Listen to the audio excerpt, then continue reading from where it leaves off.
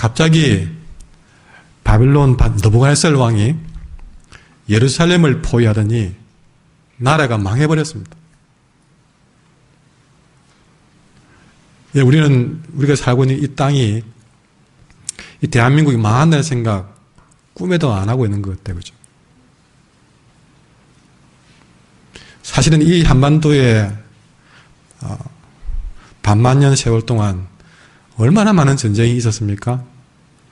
우리는 그것을 잊어버리고 지금 살아가고 있는데, 지금 저는 성경 얘기를 하고 있습니다. 바벨론 왕이 예루살렘을 포위를 했는데 나라가 망해버렸어요. 성전도 무너져 버렸습니다. 성전 기구들은 우상신전에 다 빼앗기고 말았습니다. 그리고 포로로 끌려가서 가지고 있던 이름까지도 바꾸어야만 했습니다. 예를 들어서 제가 한중환인데 이름을 빼앗겨서 나카무라상이 됐단 말이죠.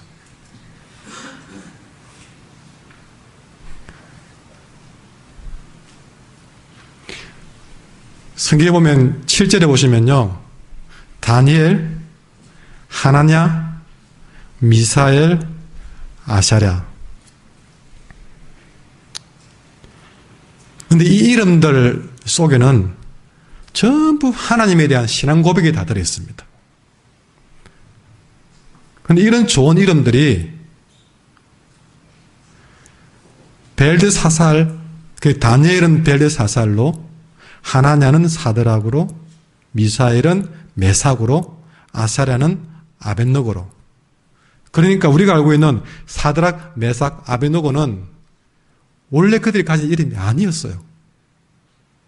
원래 이들의 이름은 하나냐, 미사엘, 아사랴인데 우리는 대부분 다 사드락, 메삭, 아벳노고를 알고 있는데 이거는 빼앗긴 바벨론의 이름이에요. 그런데 이 빼앗긴 이름들의 바벨론식 이름들에는요, 하나님은 전혀 없고 벨이라든지 아쿠, 느고 같은 우상을 섬기는 이름들로 바뀌어버렸어요. 그러니까 하나님을 섬기는 이름을 빼앗기고 우상을 섬기는 이름으로 바뀌어버렸던 것입니다.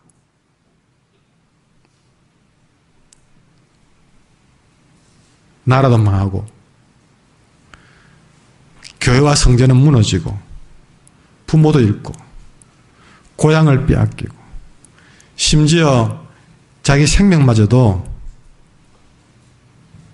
바벨론 왕이 살려두고면 살고 야는 죽여 그러면 죽게 되는, 내 생명도 내 것이 아닌 그런 인생이 되었다.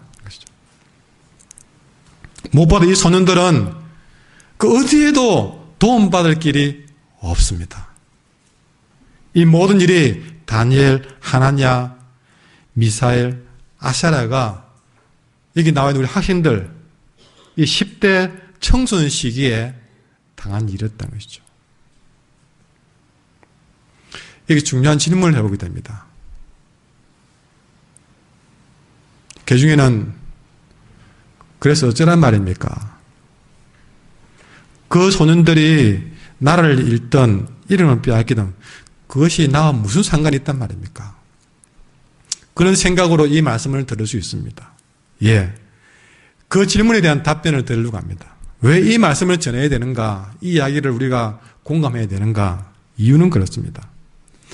바빌론 포로로 잡혀간 이 소년들이 당한 바로 그 일들이 오늘날 또 다른 바벨론, 또 다른 이 불신 세계에 던져진 우리들의 이야기와 너무나 닮아 있다는 것이죠.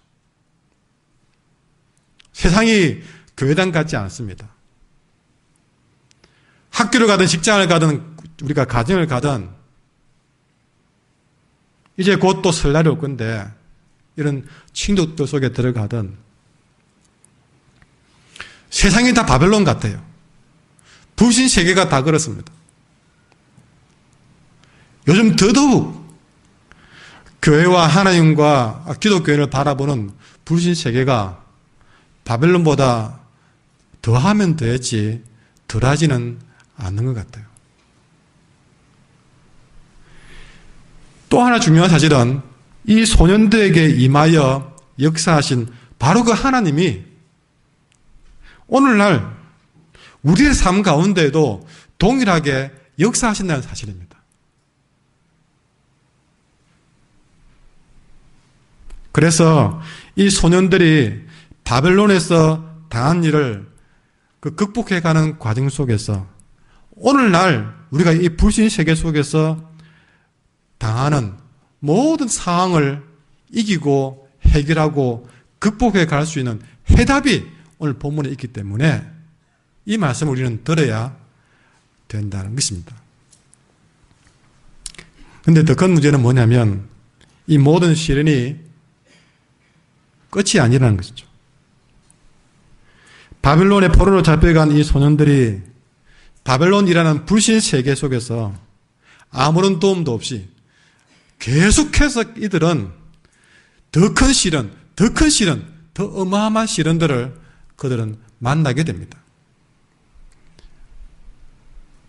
2장 13절에 가보면 이들은 왕의 꿈을 해석하지 못한다고 죽을 위기에 놓입니다. 3장에 넘어가면 왕의 신상에 절하지 않는다고 푸른 불에 던져지게 됩니다. 6장에 가보면 하나님께 기도한다고 사다구리에 던져지기도 합니다. 불신 세계 속에서 이런 위기를 만날 때마다 그들은 얼마나 두렵고 막막했겠느냐 하는 생각을 해봅니다. 이런 고난을 당할 때마다 그때마다 드는 생각이라고는 참 죽고 싶다 하는 생각밖에 들지 않습니다. 꼭 죽을 것 같아요. 그런 것 때문에 우리가 죽을 것 같아요. 그래서 내 힘으로 내 방식으로 경험으로 해결해 보려고 하지만 그럴수록 이런 데 꼬여만 가고 도무지 답은 나오지 않을 때에 그때는 풀썩 주저앉고 싶을 때가 한두 번이 아니죠. 이런 현실적인 반대와 거부감과 때로는 협박, 현실의 높은 벽들, 바로 그들 앞에 서 있는 우리의 모습을 보면 또 한없이 너무나도 나약하고 부족하고 이런 일에 대해서 아무런 준비가 되어 있지 못한 이런 우리의 모습을 볼 때에 때로는 두려움으로, 때로는 막막함으로, 때로는 낙심으로 서 있을 때가 한두 번이 아닙니다. 어찌해야 되는가? 어쩌면 이 시간 그런 세월을 보내다가 주님 앞에 오신 분이 있을지 모르겠습니다. 이런 어린 다니엘과 새 친구들, 이런 막막한 바벨론, 이런 불신세계 속에서 어떻게 행동했기에 그들은 그들 앞에 놓인 이 모든 문제를 다 극복하고 오히려 나중에 가보면 이 바벨론 세계에서 가장 으뜸이 되는 인재들로 거듭나게 됩니다. 그 비밀이 궁금해집니다. 어떻게 했기에 이걸 다 이기고 오히려 그 사회를 지배하는 리더십에 서게 되는가? 들어갈 때는 포로로 들어갔는데 그 숱한 사례를 다 겪고 오히려 리더십으로 거듭났으니 이게 궁금하지 않으면 무엇이 궁금할까? 다니엘에게 물어봅니다. 어떻게 했니? 어떻게 했기에 그걸 다 이기고 오히려 더 그렇게 훌륭하게 설 수 있으니? 그들은 우리에게 이렇게 말해줍니다. 믿음으로 답하는 인생이 되십시오.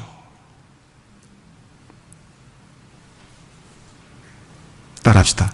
믿음으로 답하는 인생이 됩시다.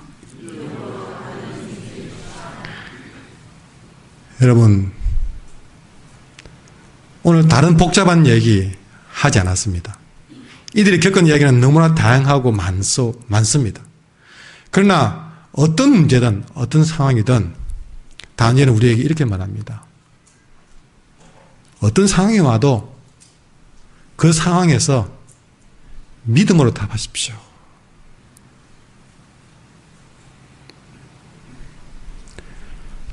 어떤 순간이 와도 그 상황 앞에서 여러분의 믿음을 사용하십시오.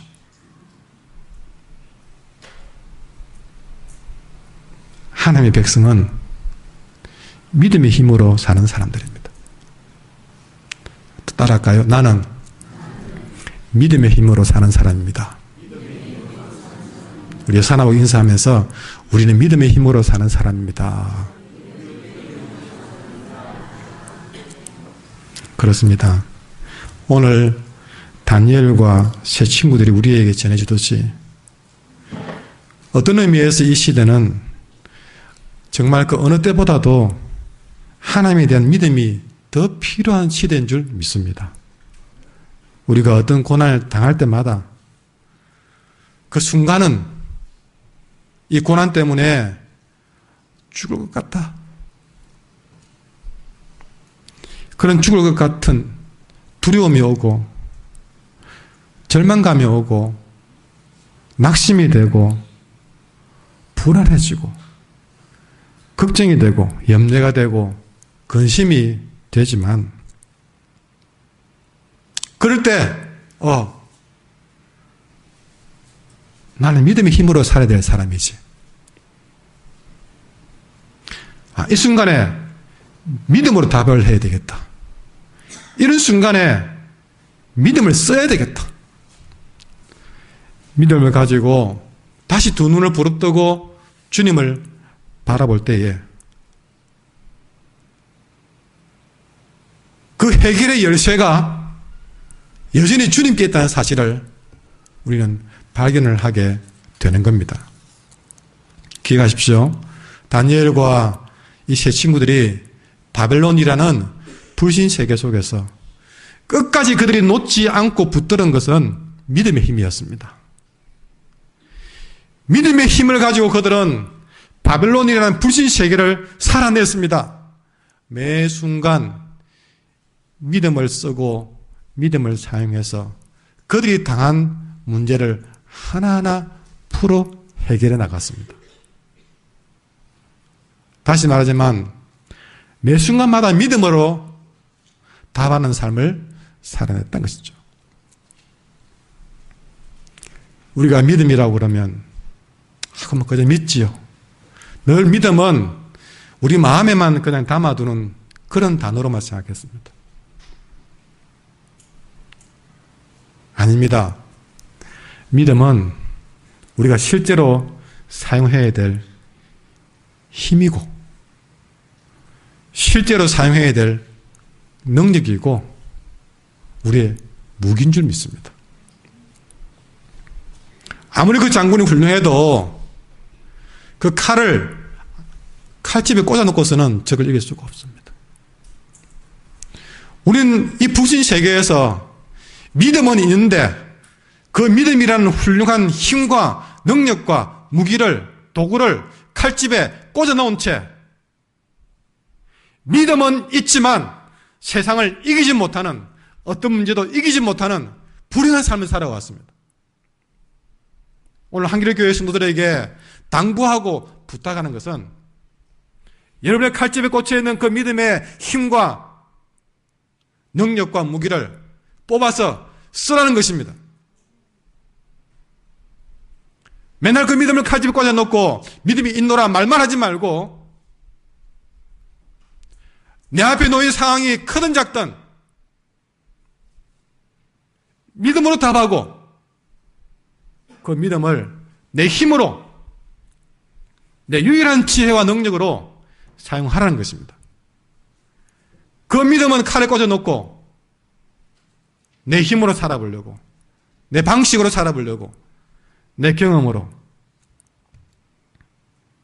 그래봐야 더 이상 어찌할 수 없는 지경에 빠지게 되고 더 큰 낙심에 주저앉게 될 때가 얼마나 많았습니까? 우리는 이런 낙심의 순간에 이제부터는 다니엘과 세 친구들처럼 믿음이라고 하는 보이지 않는 힘을 뽑아서 그 믿음의 힘을 가지고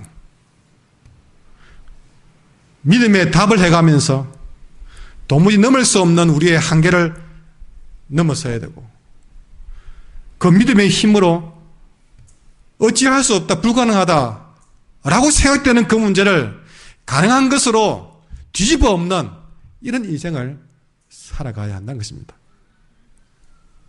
우리의 신앙의 선배들은 그렇게 살아왔습니다. 노아는 그가 방주를 만들고 있을 때에 사람들은 모두가 미쳤다고 그랬습니다. 이 미친놈아. 그거 만들어서 그 어디 쓰려고, 이 미친놈아. 그런 손가락질을 받을 때도 노아는 흔들리지 않고 그 믿음을 방주 만드는 일에 사용했습니다. 때로는 믿음을 가진다는 것이 사람들 눈에는 무모하게 보일지 모릅니다. 보이지 않으니까요.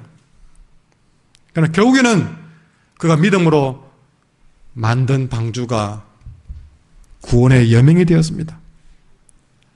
아브라함도 그의 자손을 하늘의 별같이 바다의 모래같이 할 것이라는 그 하나만을 믿었는데, 그 믿음은 아브라함의 꿈이 되었고 그 믿음을 그는 사용하며 살았습니다. 25년간 한 명도 하나님이 허락하지 않는 그런 무응답의 순간에도 그는 믿음의 답을 하며 살았습니다. 그랬을 때에 결국 그는 지금 수많은 복된 후손을 거스리는 영적 아비로 서게 되었습니다. 바로 이겁니다. 믿음은 내가 언젠가는 잘 되겠지, 그러면서 내 마음을 달래고 응원하는 그런 게 믿음이 아닙니다. 그건 세상 사람들도 할 수 있는 믿음입니다. 오늘 잘 될 거예요, 그런 얘기는 누구든지 할 수 있습니다. 오늘 잘 될 거야. 그래, 나는 잘 될 거야. 내가 열심히 사는 잘 될 거야. 그럼 하나님 없이도 되는 그런 믿음은 우리가 가질 믿음이 아닙니다. 그것 가지고 만족하지 마십시오. 그걸 믿음이라고 생각하지 마십시오. 우리가 붙잡아야 되고 사용해야 될 믿음은 오늘처럼 이렇게 강단에서 하나님의 말씀을 선포할 때에 하나님이 오늘 이 말씀을 통해서 나에게 뭐라고 말씀하시는지 그 말씀을 듣고 그 말씀에 아멘으로 받은 다음에 그 약속의 말씀을 내가 의심하지 않고 믿음으로 말미암아서 내일부터 견뎌내고 그 믿음을 사용해서 약속의 말씀을 붙들고 이겨내는 것, 그게 믿음으로 쓰는 거 아닙니까? 이 약속의 말씀을 믿음으로 내서 말씀이 하라는 대로 주님과 함께 한 걸음 한 걸음 믿음으로 결정하고 행동하고 생각하며 살아가는 삶, 바로 그것이 주님 오늘 우리에게 요구하시는 믿음이고 그 믿음을 우리가 사용하는 것인 줄 믿습니다.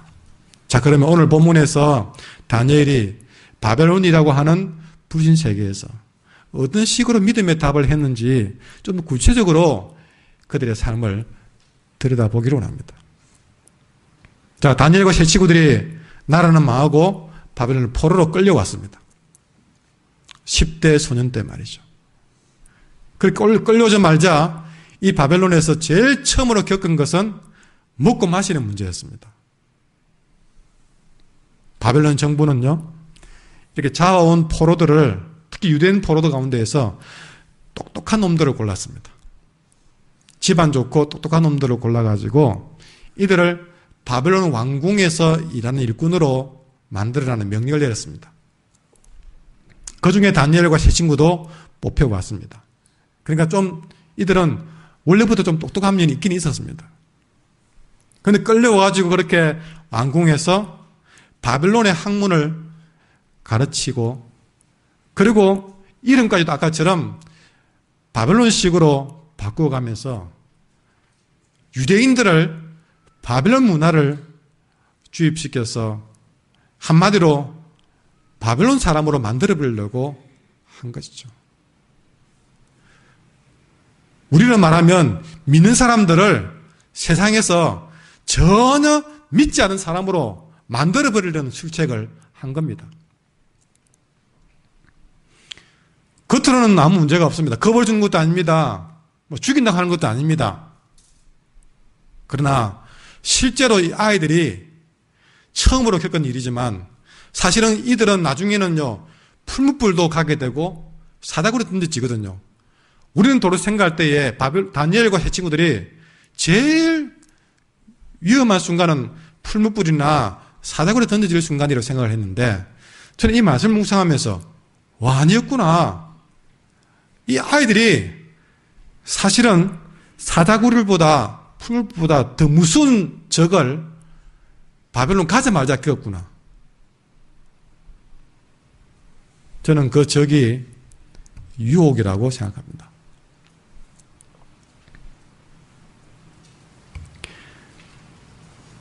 바벨론에 포로가 되어 와도 유대인이 바벨론에서 출세할 수 있다는 유혹을 준 겁니다.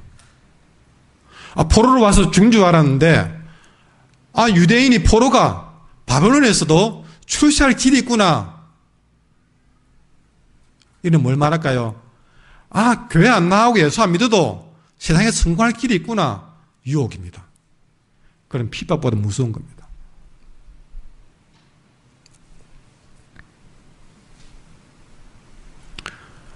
그냥 주는 대로 먹고 잘 마시면 되겠구나. 유혹입니다. 여러분 직장에서 회식을 가거나 그럴 때에 아무도 안 보는데 살짝 하고 나면 되겠지 뭐. 교회 가지고 주여 회개합니다. 한번 하면 되겠지.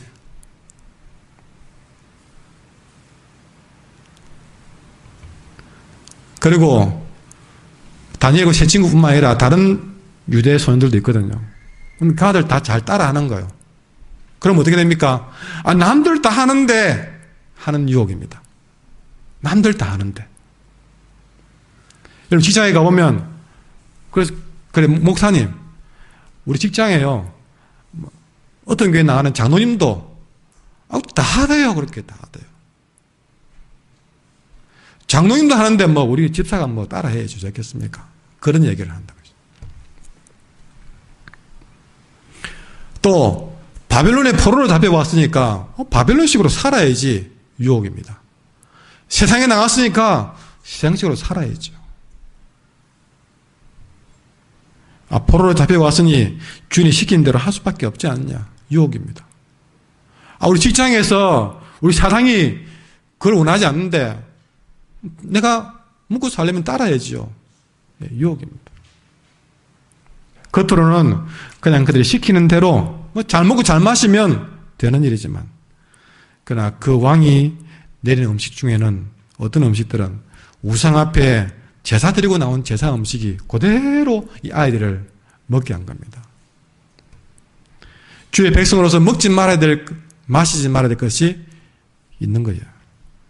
결국에는 그 유혹대로 살다가 하나님을 잘 섬겼던 사람이 결국에는 우상 섬기는 사람으로 바뀌어지는 것. 이것이 바벨론의 목표였던 것이죠. 그러니까 사자굴보다 풀보다 더 무서운 것이 이렇게 유혹이던 것입니다. 자, 이런 상황 앞에서 다니엘과 세 친구들은 따라합시다. 믿음으로 답했습니다. 유혹이 몰려올 때에 믿음으로 답했습니다. 쉬운 일 아닙니다, 여러분. 다이어트 하는 사람 앞에 삼겹살이 치크치크 구워지는데, 여러분, 그 진수성찬 앞에서 다이어트 하는 사람이 그 음식을 거절하기는 굉장한 유혹. 바로 그런 유혹 앞에 믿음으로 답했습니다. 그럼 다이어트는 내일부터 하는 거지만, 우리 교회 몇 명은 다이어트를 내일부터 하겠다고 그러더라고요. 다이어트는 내일부터 하는 거지만, 이 믿음의 답은 오늘 하셔야 됩니다. 자, 그런 유혹이 왔을 때에 1장 8절에서 다니엘은 뜻을 정했다. 저는 이 뜻을 정했다는 부분을 믿음으로 답했다. 왕의 음식과 그가 마시는 포도주로 자기를 더럽히지 않기로 뜻을 정했던 것이죠. 그리고 자기를 더럽히지 않도록 환관장에게 구했다.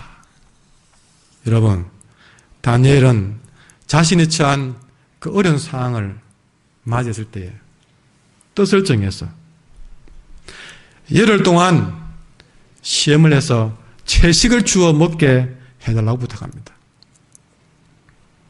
그 음식을 안 먹고 채식을 하겠습니다.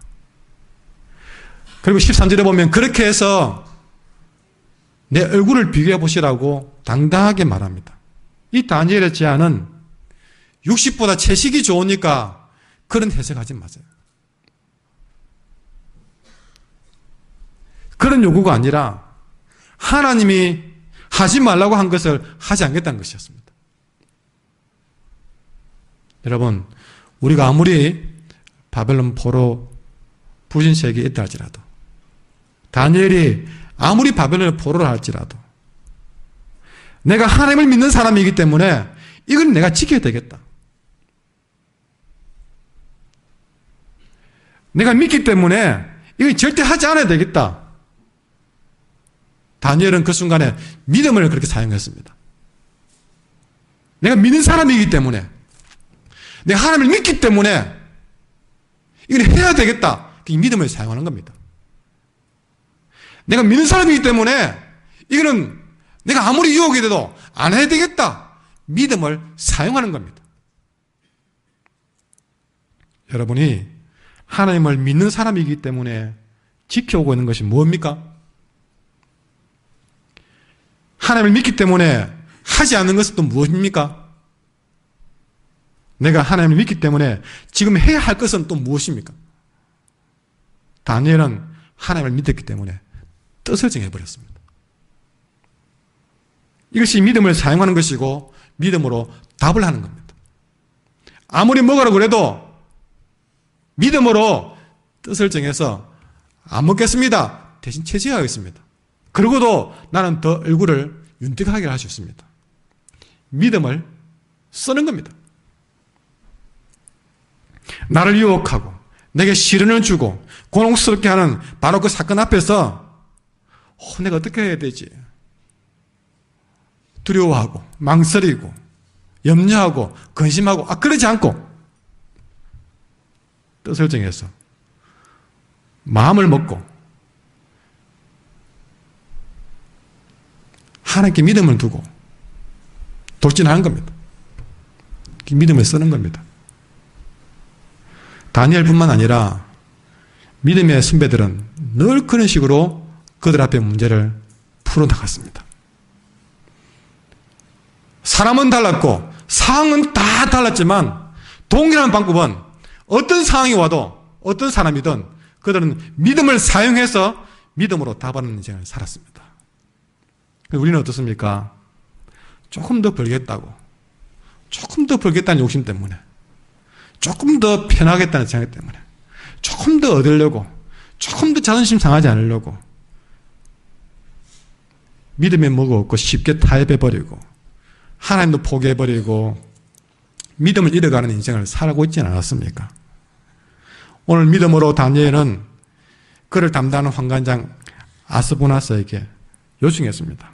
12절에 내게는 채식만 주십시오. 물만 주십시오. 열흘만 시험해봐도 저는 자신 있습니다. 여러분, 다니엘이 이런 말을 해도 환관장이 택도 눈소리하지 마, 내 주는 거 먹어! 하고 환관장이 억압을 하면 힘들어지는데요. 여러분 자세히 보십시오.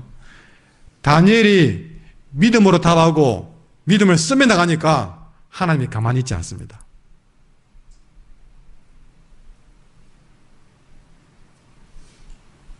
여러분, 세상에서 하나님이 결코 놓치지 않는 사람이 있어요. 하나님이 이거는 결제를 절대 미루지 않는 사람이 있습니다. 정확한 믿음을 가지고 믿음을 쓰면서 돌진해가는 사람. 이거는 하나님이 결제를 미룰 이유가 없습니다. 지금 믿음으로 달려가고 있는데 그 사람을 하나님이 좀 두고 보자 그러지 않습니다.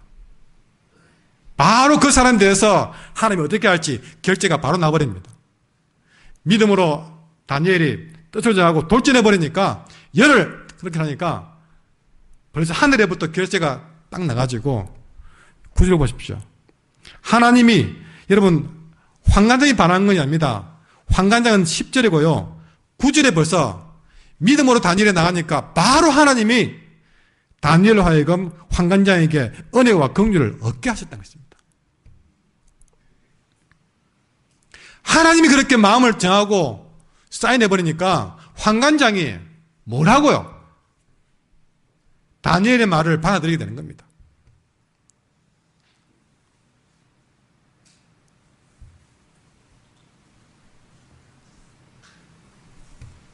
다니엘이 믿음으로 답하며 나아갈 때에 다니엘의 말이 유창해서가 아닙니다. 그 믿음을 보시고 다니엘의 믿음에 응답하신 하나님께서 함께 하시고 은혜를 베푸셔서 전혀 통할 수 없었던 그 무서운 환관장의 마음을 확실하게 녹여주시고 바꾸신 것입니다. 그래서 14절에 보시면요. 그가 그들의 말을 따라 그는 환관장입니다. 환관장이 소년들의 말을 질이 따라갑니다.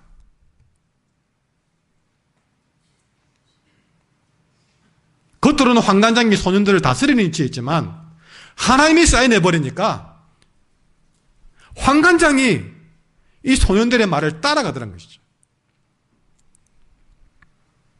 이 믿음을 보인 열흘 동안도 우리 하나님이 함께 해주었습니다. 그래서 왕의 진미를 먹은 숱한 모든 사람들보다 믿음으로 답을 하고 채식만 물만 먹었던 열흘 동안 이 다니엘과 세 친구들의 얼굴이 15절 말씀 같이 읽겠습니다. 시작. 열흘 후에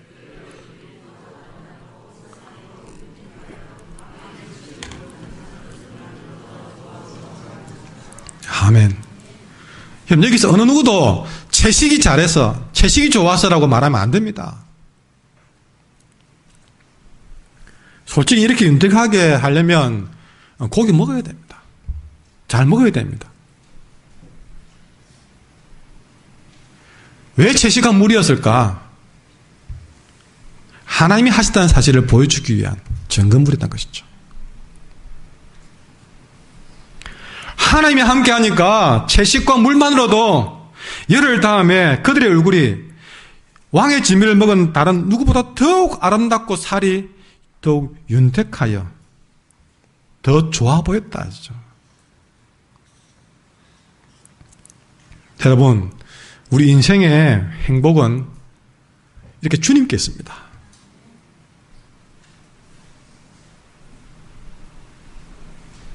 그리고 이런 주님을 내가 믿고 믿음으로 답하는 바로 그 길에 우리의 행복이 놓여 있는 줄 믿습니다. 그러니 여러분, 우리가 좋은 거, 맛있는 거, 좋은 거 쫓아다니지 마십시오. 그런 것도 필요하겠지만 하나님을 저버리면서까지 믿음 없이 행동하면서까지 그러지 마십시오. 진짜 우리 얼굴을 윤택하게 만들고 밝게 만드는 것은 주님밖에 없는 줄 믿으시기 바랍니다. 우리의 무기는 바로 이겁니다. 주님밖에 없다는 믿음, 이게 우리의 무기입니다. 육식과 온갖 진미를 먹는 자를 채식과 물만으로도 이길 수 있는 것, 주님밖에 없다는 믿음, 이겁니다. 하나님께 믿음을 보인 그들을 위해서 놀라운 선물을 주셨습니다. 17절에 보시면 하나님이 이 네 소년에게 학문을 주시고 모든 서적을 깨닫게 하시고 지혜를 주셨다. 주셨다라고 계속 얘기합니다. 다니엘은 또 모든 환상과 꿈을 깨달아 하는 능력까지 주셨다는 것입니다. 그런데 이 순간은 다니엘이 모든 환상과 꿈을 깨닫는 이 능력을 받은 것이 어디 있을지 몰랐습니다. 어디 있을지 몰랐어요. 그런데 하나님이 지혜도 주시고 다 주시는데 덤으로 다니엘에게는 그것까지 줬던 것이죠. 꿈과 그 꿈을 해석할 수 있는 능력을 줬던 것이죠. 그런데 이렇게 하나님이 생각지 못하게 준 하나의 능력이 나중에 이 다니엘의 남은 인생을 어마어마하게 바꿔놓습니다. 여러분, 믿음으로 얻은 선물들은요, 지금 그것이 어디에 있을지 모르고 우리는 이까지 내가 뭐 하겠나 싶지만 어마어마한 능력을 주신다 것이죠. 자, 그 예로 이런 능력을 받은 다니엘 2장 넘어가면서 어떻게 쓰시느냐. 어느 날 느부갓네살 왕이 밤에 꿈을 꾸었습니다. 그 꿈이 굉장히 해괴한 꿈이었어요.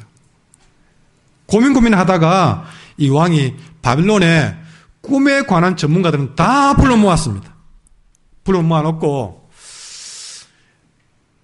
이 왕이 무슨 마음이 들었는지 다 불러 모아놓고, 여러분, 내가 어젯밤에 꿈을 꿨는데 너무나 회개해요.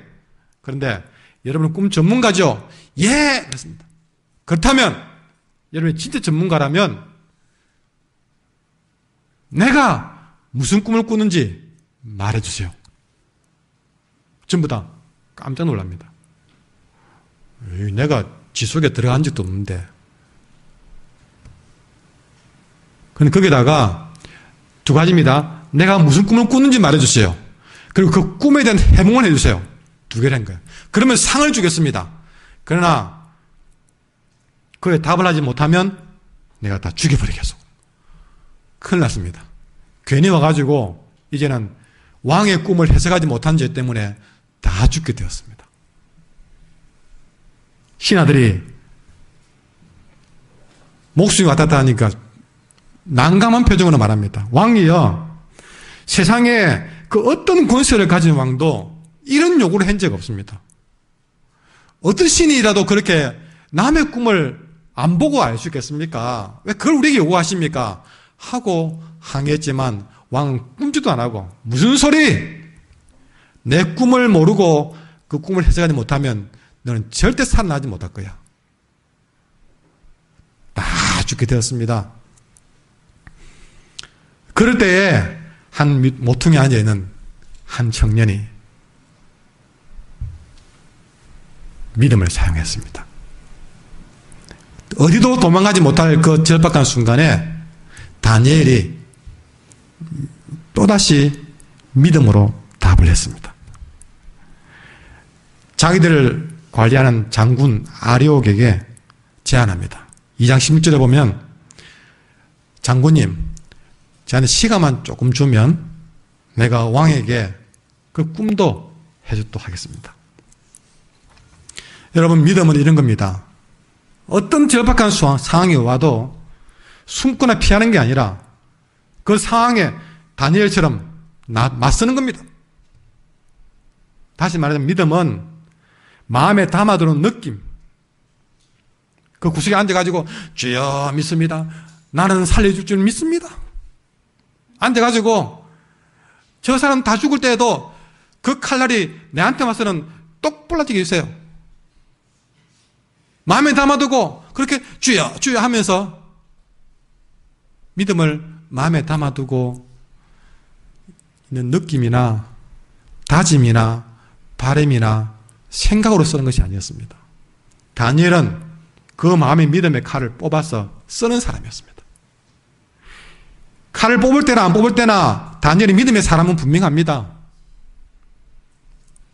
그러나 그 믿음을 뽑았습니다. 뽑아서 아리옥에게 시간만 주면 나는 왕에게 답할 수 있습니다. 아니, 답이 없어요. 그러나 하나님을 믿고 그 믿음을 썼습니다. 여러분, 이렇게 여러분 아무리 믿음이 있어도 움직이지 못하고 나서지 못하는 믿음, 사용하지 못하는 믿음은 사람 믿음이 아니고 죽은 믿음입니다. 우리는 맨날 믿음을 칼집에 꽂아놓고 죽은 믿음으로 쓰고 있는 것이죠. 야고보서 2장에 보면 믿음이 있다고 말하면서 행함이 없으면, 이 말은 그 믿음을 쓸 줄 모르면 무슨 소용이 있느냐? 그런 믿음이 그를 구원할 수 있느냐? 믿음으로 행하지 않으면, 다시 말해 믿음을 쓰지 않으면 그 자체만으로도 그건 죽은 거다. 우리는 믿음이 있다고 말했지만 아이구나, 지금까지 죽은 믿음으로 살았구나. 믿음은 사용하라고 주신 것입니다. 매 순간 믿음으로 답을 해라고 주신 것입니다. 망설이지 말고 두려워하지 말고 믿음을 쓰라고 주신 것입니다. 나를 가로막는 두려운 상황 앞에서 믿음을 사용하며 믿음을 답하며 사는 것은 내가 담대해서가 아닙니다. 나와 함께 하시는 하나님을 내가 믿기 때문에 그 믿음의 힘으로 두려운 상황에 맞서는 겁니다. 다니엘은 시간을 얻어서 친구에 달려가서 이런 상황인데 기도하자. 여러분, 기도하는 거 믿음을 쓰는 겁니다. 여러분 왜 기도 안 합니까?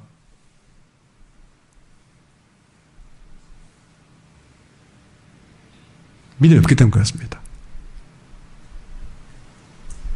그래 놓고 여러분 힘들다, 어렵다 말하지 마세요. 왜 기도 안 합니까? 기도하는 것은 믿음을 쓰는 겁니다. 믿음 힘으로 사는 겁니다. 다니엘은 돌아와 친구들과 함께 믿음을 쓰면서 기도했습니다. 실제로 20절부터 23절까지 그들이 어떻게 기도했는지 구체적으로 나와 있습니다. 그 기도의 내용들을 정리해보면요, 이 다니엘의 기도 속에는 20절부터 23절에 보면 오직 믿음이었습니다. 첫 번째 기도 제목은요, 지혜와 능력이 하나님께 있음을 믿었습니다. 두 번째는 때와 시기를 주관하시는 분은 하나님이라고 믿었습니다. 세 번째도 한 나라의 왕을 폐하시는 분도 세우시는 분도 하나님이라고 믿었습니다. 네 번째도 지혜를 주시는 분도 하나님이시고 총명케 하시는 분도 하나님이시고 모든 지혜와 지식이 하나님께로부터 나온다고 믿었습니다. 다섯 번째는 하나님은 아무리 깊은 것이라도 다 찾아내는 하나님이라고 믿었습니다. 전부 그의 기도 제목은 믿음이었습니다. 이렇게 믿음으로 기도하며 나아갔을 때에 여러분, 다니엘이 이미 믿음으로 답하며 사용하며 기도하며 나가는 바로 그 기도할 순간에, 기도하는 중에 하나님이 답을 줘버렸습니다. 23절 보십시오. 23절에 보시면 2장 23절입니다.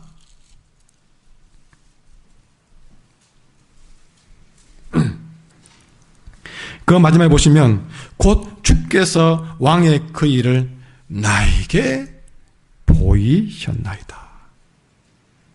믿음으로 기도하니까 기도하는 중에 하나님이 이미 답을 주신 것입니다. 다니엘은 기도 중에 응답받은 이 답을 가지고 담대하게 왕 앞에 나가서 마치 이 왕의 꿈을 해킹이라도 한 것처럼 정확하게 왕의 꿈을 설명하고 그 꿈에 대한 해몽을 25절부터 45절까지 쫙 풀어줬습니다. 왕이 기절초풍할, 이 다니엘이 내 꿈속에 들어왔다가 나온 사람처럼 정확하게, 여러분 믿음으로 기도하니까 하나님이 정확하게 그렇게 답을 보여주신 것입니다. 믿음의 힘으로 주저하지 않고 돌파해 나가니까 결국 이 꿈을 해석함으로 해서 다니엘은 46절에 어마어마한 상을 받습니다. 그리고 이 모든 사람들 중에서 대장이 되도록 해 주었습니다. 여러분, 내가 살려고, 사실은 내 친구를 살리려고 믿음으로 나가는데 나중에는요, 하나님을 알지 못하는 다른 사람들의 목숨까지도 살려주는 은인이 되었습니다.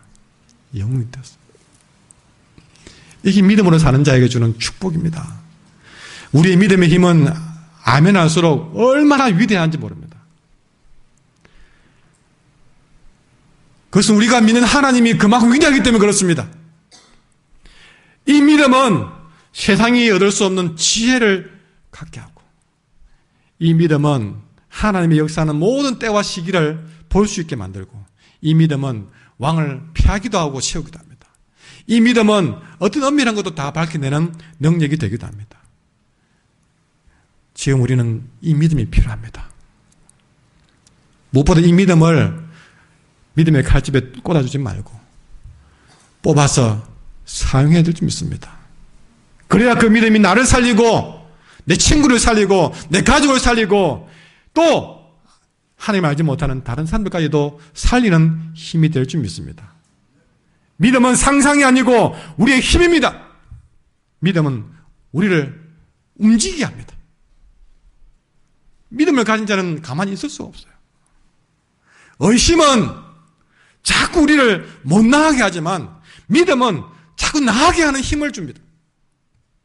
해야 되겠다는 마음을 갖게 만듭니다.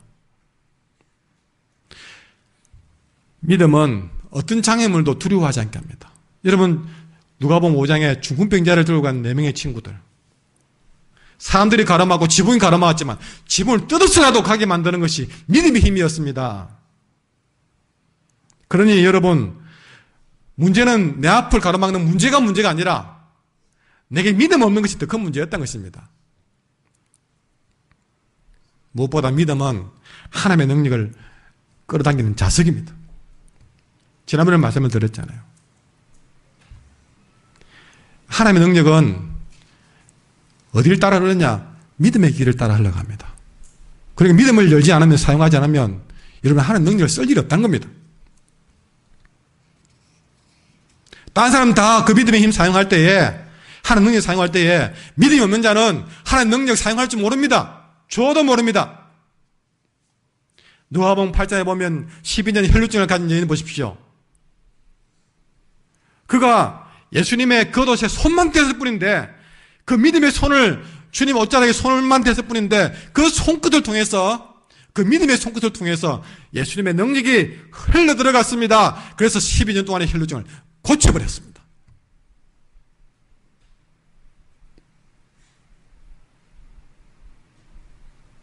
하나님의 능력은 믿음의 길을 통해 흘러갑니다. 믿음의 기도를 하면, 믿음으로 나서면 하나님의 능력은 우리에게 오는 겁니다. 기가십시오. 믿음은 하나님의 능력을 끌어당기는 힘이고 통로입니다. 이 믿음을 가지고 하나님의 치료의 능력이 흘러가고, 이 믿음을 통해서 죄사함의 능력이 흘러가고, 이 믿음을 통해서 귀신이 떠나가는 능력이 나타나고, 이 믿음을 통해서 문제를 해결하는 능력이 내게 흘러올 줄 믿습니다. 그러니 믿음이 우리에게 힘입니다. 모든 역경과 장애를 극복하는 힘이 될 줄 믿습니다. 하나님의 능력이 우리에게 흐르도록 하는 힘은 믿음의 힘으로 가능합니다.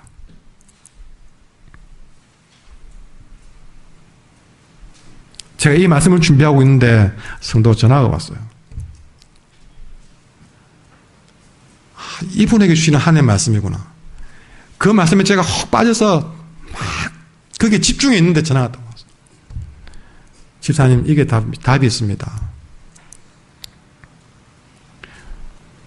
여러분, 우리는 이제 믿음을 사용할 일만 남았습니다. 불가능한 것을 가능하게 하는 믿음, 끝났다고 생각되는 것을 다시 시작하게 하는 믿음, 포기된 것을 오히려 히든 카드가 되게 만드는 믿음. 여러분, 이 믿음을 어디에서, 어떻게, 언제 사용하기를 원하십니까? 저는 지금이라고 생각됩니다. 부디 하나님을 신실하게 믿는 여러분의 그 엄청난 믿음이 나를 넘어서 친구에게로, 가족에게로, 또 그것을 넘어서 온 땅과 열방을 살리는 믿음으로 하나님께 영광이 되는 믿음으로 변화되어 가기를, 그래서 믿음으로 답하는 인생이 되기를 원합니다. 믿음의 힘으로 살아내기를 원합니다. 다 함께 찬양하겠습니다.